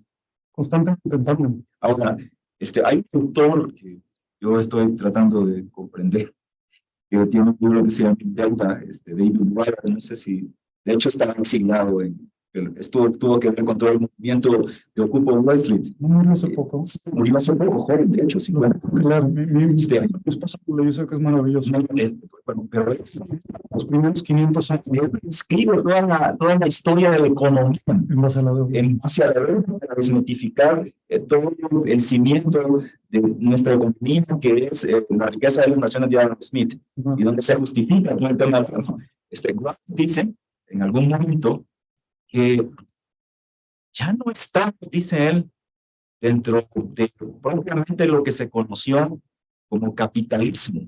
Todo lo que está aconteciendo en el mundo hoy, incluso con los temas de crimen organizado, está en otra cosa económica, pero en gran es que no ha salido el genio, tal vez tú lo logras, de colocar, así como le colocaste el nombre a esta cosa, de colocar sobre a este momento particular económico en el mundo que estamos viviendo. Pero esto ya no es capitalismo, esto ya está yendo más allá de lo que conocíamos como tradicionalmente como capitalismo. A lo mejor ya no. Sí, no. Y propone cerrarlo, o sea, Tengo que leer ese libro, porque he visto que es una maravilla. Es un monstruo. Sí. Pero y está hecho de la antropología, además. Sí. Sí, claro, es antropólogo. Creo que tú haces mucho eso también de esta como etnografía, ¿no? Pero sí, hay que volvernos ahorita a la etnografía. Como que hemos tenido mucho discurso. No es cómodo, porque Es cómodo porque no la consecuencia fue que a Weber lo expulsaron de todas las universidades en Estados Unidos y se quedó sin trabajo y tuvo que ir a Inglaterra y allá le consideraron un trabajo. Sí. Yo sé que también, claro. La verdad es que yo creo que será un esfuerzo colectivo, creo mucho en el hormiguero, como determinar exactamente, y si tienen toda la razón, si vemos el legal, pues hay un libro precioso de un economista de Harvard que se llama Conner, y es sobre Estados Unidos, que te habla de cómo todo se está volviendo, por lo menos en el legal, una serie de oligopolios, que todos los límites que traemos acá, por más que nos creemos que son de marcas diferentes, vienen de una misma fuente. Y nos crean es un libro, ya no me acuerdo, el título es Conner, que estamos teniendo una oligopolización, que ya tenemos un espejismo de diversidad de productos que vienen de más o menos unos 4 grandes oligopolios, ya esto los mergers, que compran. Es difícil que esto se lo compraron a Audi, que era la última que quedaba, la compraron en los 90s y ya no había una sola marca de lentes que no tuvieran. Sí, la industria están haciendo. todas.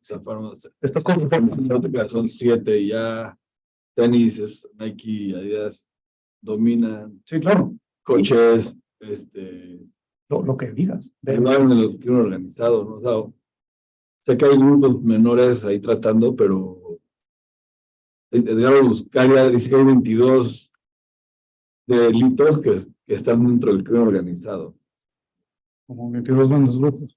No, o sea, los delitos, la trata de personas, entonces, de ahí se basa un poco la ley acá de quienes, por eso le dicen como, no, es una pandilla, pues un grupo local, ¿no? Un grupo, no es crimen organizado. La diferencia con en Italia, después del maxiproceso y todo eso, se hicieron una definición que se llama comportamiento mafioso, así en la ley, entonces, es mucho más amplia, es como en Estados Unidos el RICO, Sí. entonces, allá sí pueden, por eso, como decía, los italianos también son dinámicos los criminales, pero allá, por ejemplo, son antimonopólicos. Hay antimonopólicos, hay grupos que dijeron, yo ya no voy a, o sea, yo como siciliano ya no voy a traficar las drogas, simplemente le voy a cobrar el fee a los marroquíes, ¿se das cuenta? Y los nigerianos son las que están en la prostitución, entonces mi riesgo es menor, mi lana también es menor, pero ya no yo no tengo que tener 50 camiones formados, lo entendió el capitalismo. Política de costos. Es una cosa que Gonzalo tiene toda la razón, que también se los dije a los licenciados. Matar mexicanos humildes es muy barato. Baratísimo. Por eso, tú ves como hubo un caso que un niño de la verdad se cruzó, era un mexicano gringo, y a los Zetas se les ocurrió matarlo, creo que se llama Zapata, y los hechos desaparecieron, pero el problema fue que los gringos armaron, ya sabes cómo son los gringos, ¿no? Operation Rainbow, casi están las Max. De ahí es en San Luis Potosí. Y lo que decía, lo que pasó con estos pobres ciudadanos negros, afroamericanos, gringos que se cruzaron a Tamaulipas, y porque creen que eran haitianos y entregan a los sicarios responsables. ¿Por qué hacen eso? Porque con buenas instituciones, eso sí es cierto, les puedes meter los golpes a la red que sí son demasiado costosos. En ese esquema asalariados es más fácil sacrificar a estos grupos asalariados que romper toda la red, ¿no? Y romper la tabla, claro. Y eso también, yo creo que si queremos interpretación de qué está sirviendo, es que tenemos estados que le pueden poner estate quietos a estas redes sin erradicarlas. No conozco el caso italiano de cabalidad, y sé que el maxiproceso fue revolucionario, pero los grupos continúan. El problema es que en los países, sobre todo, que tienen instituciones, los de primer, los que tienen recursos, los que tienen un control fuerte, una presencia, es que los meten estate quietos. Esto no. Claro. Que en ese sentido creo que descansa en paz, Alejandro, sí tenían un punto en decir hay que aumentarle los costos. Que si cuando tenemos unas masacres terribles que se cargan a una familia, que mataron a menores de edad, pero también eso que tenemos instituciones. Este golpe del Fallen Hero de Zapata, no que detuvieron a gente en el Gabacho, en México, en Centroamérica y en Brasil. O sea, les metieron un golpe que seguramente intentaron de la red, dijeron, no, ya no. Con gringos no. Claro. Eso es una. Ahora hay una pregunta, Samuel, a mí tenemos 10 minutos solamente y bueno, sé muchas cosas que dialogar, pero por ejemplo, a mí me llama la atención preguntarte, de lo que tú revisaste de la bibliografía, que empezaste con la parte periodística y revisaste el tratamiento que hacen los medios mexicanos. Yo sé que es muy variado, es muy plural, sí, y depende de casos, de grupos de investigadores, de periodistas, de medios, ¿no? Pero en general, una cobertura respecto a este tema, específicamente del huachicol. Se queda corta, son garbanzos de libra los que realmente están generando una representación rica del fenómeno. Hace una presentación extraordinaria del fenómeno. Solo que tengo un problema y que creo que yo creo que los medios están condenados a ser esclavos del frenesí y de lo cotidiano. Porque todo por esto. Entonces eso lo que nos deja, Carlos, yo creo que tú lo cuantificaste muy bien, son como estos snippets chiquititos de eventos aislados. Yo sí creo que, sobre todo en periodismo a nivel local en México, que lleva mucho tiempo que nuestro maldito Estado no hace nada, ni los gobiernos, ni el actual, ni los anteriores, hay que protegerlos, porque están haciendo una chamba admirable, que luego no me permite sentarme a ver. Yo revisé una cantidad de material periodístico gigante, y me puedo meter como en un análisis menos frenético. De ver, vamos a sentarnos sobre esto que indica. Y sobre todo la chamba que hacen periodistas en Hidalgo, en Guanajuato, en Tamaulipas, es una cosa de lo que dice. Yo me acuerdo, En muchos sentidos. Que los ven desde y que chingan a su madre los periodistas son gente súper valiente y que nos está sacando otro, que hay que necesitamos refinarlo, pero y también fueron los primeros que le entraron al tema. Yo me acuerdo de las primeras cosas, Mastreta publicó en Nexos, Sergio, y fueron los primeros en decir, de esto no hay investigación, de esto falta. Y yo me cansé, si te soy honesto, siempre he sentido una sanguijuela de los periodistas. Y hay casos en los cuales Sergio Mastreta es un libro precioso que está en línea que se llama La Trama Auri. Y explica todo este problema. El problema también yo creo es que al periodismo también le caerá un poquito de más refinamiento académico, sentarse un poquito, hacer algo más extenso, esto de los long reads, eso me ayudó a mí mucho, pero tiene ese problema de que tiene todo el tiempo que estar reporte cada día, 24/7, ahora pasó esto, pero la chamba de los periodistas es admirable. Oye, y otra pregunta que yo tengo también, antes de dar la palabra a los demás. A nivel de lo que tuviste desde Oxford, a nivel de reflexión sobre este tema, ¿tienen las herramientas analíticas para comprender sus propios redes criminales y mercados negros en estos lugares, en Europa, en estas naciones? ¿O crees que también está este factor de dialogar?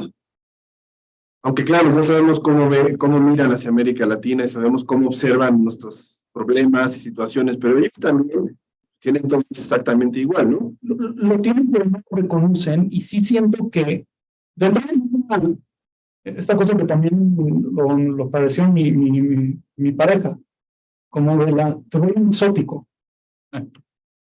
Tú eres exótico, eres de otro lado. Yo no como que me ven con preocupación todos, tranquilo. Yo sí creo que en el ambiente político actual resulta muy tóxico, sobre todo yo que trae este problema de nacionalismo, estas ideas de la superioridad. Malinterpretan cuáles son las causas y las consecuencias de la migración y cuáles son sus verdaderos efectos. Y eso los hace ver con mucho desdén al tercer mundo. Yo me acuerdo, un día presenté en un college en St. Peter's y yo les dije, oigan, pues a ustedes les llegan de Perú, les encanta, ¿eh? He visto cómo les llega aquí en los antros. O sea, ustedes no se hablan. Tienen grandes instituciones. Sí. Tú no tienes un mérito un mérito precioso. O sea, salir por casualidad de instituciones, tú no existe nada. Eso es un accidente de la existencia, ¿no? Sí veo que falta mayor, yo lo sentí por lo menos, que faltaba mayor autocrítica de ese lado. Y sí siento que faltara cómo es todo. ¿Cómo nos incidimos en esto? Esa es la realidad. No pseudo superioridad moral, ¿no?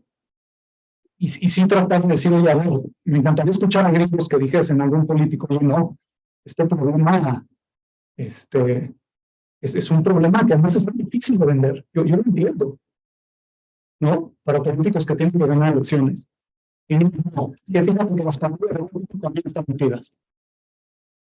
No, pues es que son cárteles mexicanos, carajo. Imagínate. Hubo un caso el caso que les dije que a mí se me hizo icónico. Se descubrió en 2007, que es lo que saca Emilia Pérez en el libro del cartel negro. Una periodista se sentó y hizo el primer gran libro de este problema. Empezaron los Zetas a sacar condensado que sale del fracking, de la cuenca de Burgos. La cuenca de Burgos es una formación de gases de lutitas, que eso es lo que sale del fracking, que sale de la tierra, que ocupa un espacio del tamaño de Irlanda. Tenía 40 personas vigilando Irlanda. Esta cosa estaba en Tamaulipas, en Nuevo León y en Coahuila. Así. Empezaron a sacar de ahí y se empezaron a dar cuenta que en Estados Unidos hay una demanda muy dura en Texas por este hidrocarburo. Y seguramente han escuchado esto, que la mezcla es muy sucia. Sale del piso y trae sulfuro, trae una cantidad de químicos que lo vuelven muy caro refinarlo. El condensado es el contrario de eso. Es una cosa que sale prácticamente declarada y lo empezaron a vender. El principal comprador era un empresario tejano que fue enlace de prensa de Jorge W. Bush y de Cheney. Entonces, esta criminalidad existe y opera porque estamos todos metidos. Y además es un negocio. Es un negocio, es capitalismo, no es una cosa de la como soy que cae comunista, no, güey.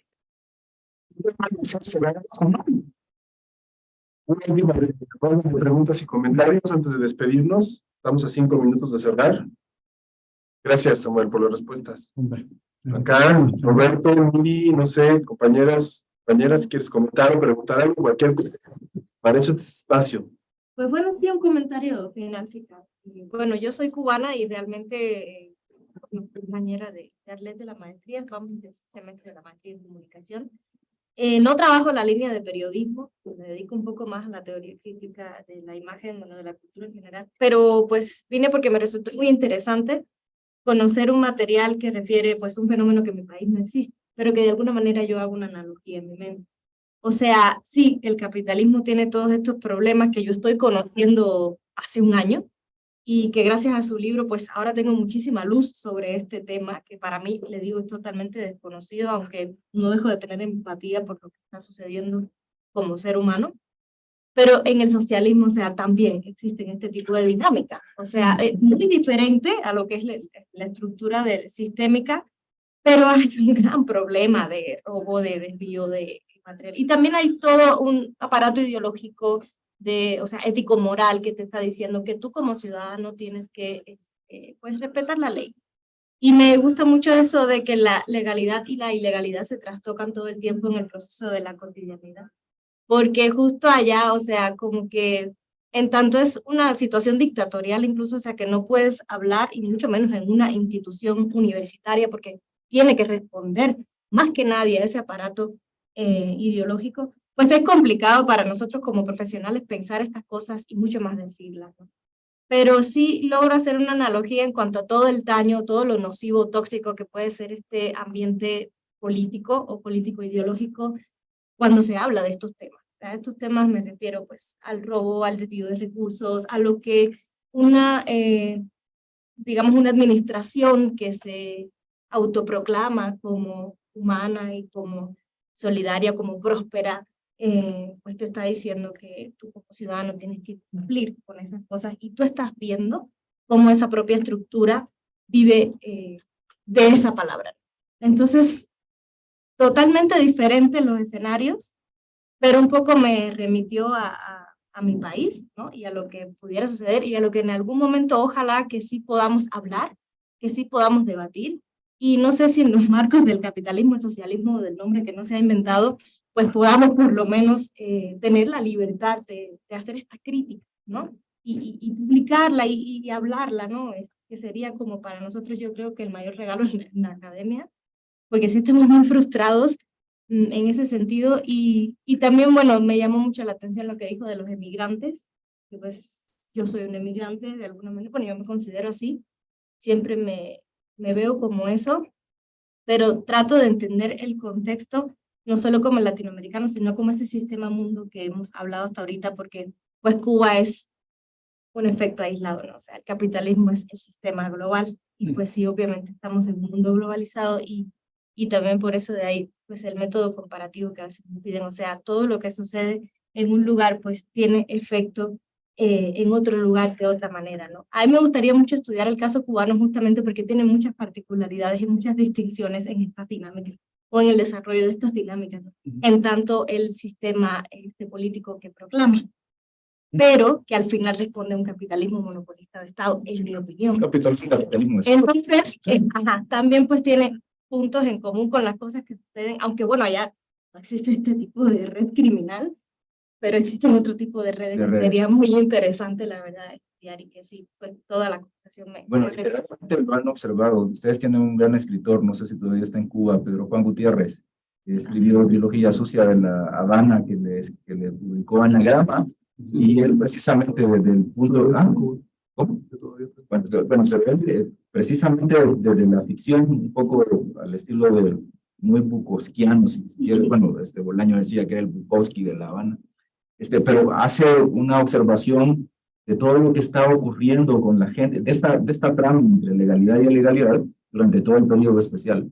Sí, le digo que textos sí hay, lo que pasa es que luego no existe como la socialización de esos textos al nivel de que por ejemplo, la persona de pueblo pues pueda acceder a ellos, ¿no? Que yo no considero que solo se deban quedar en la academia. Por ahí va como mi frustración. Muy bien. Pero más o menos como que la conversación sí me remitió. Pues. Muchas gracias por tu comentario. Ojalá que todo eso cambie pronto. Me va a dar eso. Gracias. ¿Alguien más quisiera comentar algo, preguntar? Cerramos, Gonzalito, ¿quieres decir algo para...? Yo nada más, bueno, tenía varios puntos, pero uno que creo que es, lo vi en otra presentación que hiciste, ¿Qué tanto este problema es, bueno, este tema es desatención de Pemex? Corrupción es, sí, o sea, sí o sí está en la mezcla. Desatención de Pemex, obviamente, hacerse como a un lado para que siga el negocio. Veían en tus presentaciones que, por ejemplo, no tiene Pemex totalmente contabilizado todas sus llaves ni ductos, o sea, no saben bien cómo está la red a nivel nacional. Entonces, ponías un ejemplo que les dicen, cierren la llave a estos güeyes, y cierran, pues solo se cierra el 38% del sistema del sistema, entonces todavía hay muchísimo combustible por ahí. Entonces cerraron este lado de la tubería y este el otro, pero le quedan 5 kilómetros de combustible que te puedes robar. Entonces, ¿qué tanto es como esta mezcla mortal que ya se hizo, que es imparable, obviamente? ¿Cómo ves tú? ¿Más fue la corrupción moral? ¿Fue la desatención? ¿Fue que tenían 40 personas cuidando Irlanda a propósito? ¿O fue como un mal cálculo? Yo, a más sentido de Pemex me frustra más. Tengo ideas más entremezcladas de qué hacer con el sector energético muy confundidas. Sí creo que la soberanía energética, por decirte, es una cosa muy importante, que si nos genera unos costos onerosos terribles. No hay que renunciar a una transición energética porque es necesaria, y el tiempo se nos agota. Yo creo que es una combinación, creo que es la corrupción. Me preocupa mucho que Pemex es una abominación a nivel mundial que se dedica al downstream, que es sacarlo, al midstream y al upstream, que el midstream es refinarlo y el upstream es comercializarlo. No existe una sola empresa en el mundo que haga eso. Eso no se divide.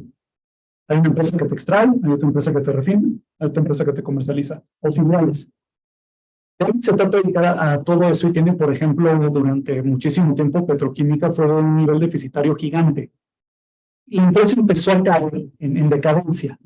Y hoy está Cita Bayús, que decían que en las épocas de Peña y del PAN, este neoliberalismo, pero aquí tenemos melones todo afuera, igual que siempre, que había unos discursos como muy ambiciosos de reformar y de modernizar a Pemex, y que visitabas las refinerías, se estaban cayendo a pedazos. Visitabas, veías los ductos también. La falta de inversión correcta ligada a la corrupción. Hasta en un momento hubo un caso que no acredito, que eso que está totalmente público, iban a mandar otra una plataforma como de Irán y nunca llegó. Eso fueron una cantidad de años de desatención, de no invertir correctamente, de tratar de sostener este elefante blanco, que acabó generando lo que yo veo en mi libro. Era un lugar que se estaba cayendo a pedazos, y en donde se pudo dar un fenómeno de macrocorrupción sistémica, en el cual tenías desde el pobre ingeniero, que algunos de ellos nunca iban a involucrarse, pero les decidieron involucrarse, hasta los seccionales del sindicato, motivos. Es una respuesta muy compleja. Creo que es todo, que es la corrupción, la falta de inversión, este problema de que Pemex de verdad es una especie de esperpento a nivel global en materia energética. ¿Cómo le explicas a Oxford qué es Pemex? ¿Cómo funciona Pemex? Pues ahí, La primera empresa así grande en el mundo. y también es importante, porque si no se equivocan los chavos, es que realmente Pemex es muy importante para México. Con Pemex nos industrializamos. Con Pemex dejamos de ser eso me dijeron que les gustó mucho, cómo les conté la historia de la crisis de Pemex. Que dicen que les explicaron como muy complejo en muy poco material. Porque con Pemex nos permitió, Cárdenas tenía listas las cartas de renuncia. Cárdenas no quería la expropiación. Ya ves que ahorita estamos en tiempos de strongman, ¿no? Entonces queremos fueron los obreros. Los obreros empezaron a hacer huelgas contra el Standard Oil, contra la Shell, contra la Hydro, y empezaron a decir, oye, a mí me están pagando menos que al ingeniero del mundo, y yo hago lo mismo. Cuando Cárdenas hasta externó que él tenía que Pemex no iba a operar. Y los ingenieros toman las instalaciones y las hacen funcionar. Y llegó el momento del nuevo petróleo lado mexicano que hasta nos permite tener fertilizantes. Y eso es importantísimo para tener una industria. Entonces sí tenemos, o sea, realmente es de una importancia sísmica para México. Y por otro lado también es una cosa que cayó en decadencia, que la década perdida, un régimen del Partido Único que ya estaba en las últimas, utilizó a Pemex para endeudarse. Y seguimos pagando las consecuencias de ese, la cantidad, la pobreza se nos dispara. Entonces yo sí creo que viene de muchos flancos y no encuentro ya respuestas ya muy claras. Me gustaría un Pemex mucho más. Sí quiero un Pemex que pueda garantizar el abasto energético. En un momento en el cual que Texas se congeló y se nos cayó el gas, que lo siguen quemando. El gas asociado que está en los, dejan que se escape a la atmósfera.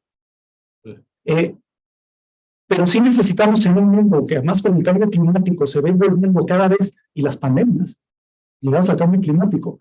O sea, vamos a necesitar tener nuestro abasto energético cubierto, pero también necesitamos ampliar nuestra matriz energética y empezar a descarbonizarnos, porque el tiempo se acaba.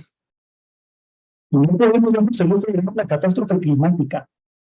Y he visto a gente del organismo y las tecnologías a la extrema derecha, es que estamos mal de la cabeza. Me gustaría una empresa que también pueda transitar hacia eso. Claro. Y está muy confuso, ¿verdad? Porque, por ejemplo, los subsidios hay que mantenerlos. ¿Qué vas a hacer? No se la mitad del país es pobre. Y ya lo poco, quítalo, sí, cámara. Sí, es que aquí no sé qué, sí. Y no sé qué hacer, porque, pues, es un problema complejísimo y de una empresa que nos hemos dejado que mucho en el olvido. Vamos a ver, falta esto de un proceso largo. Vamos a ver esa continuidad y vamos a ver por dónde se van. A ver qué va a hacer Sheinbaum.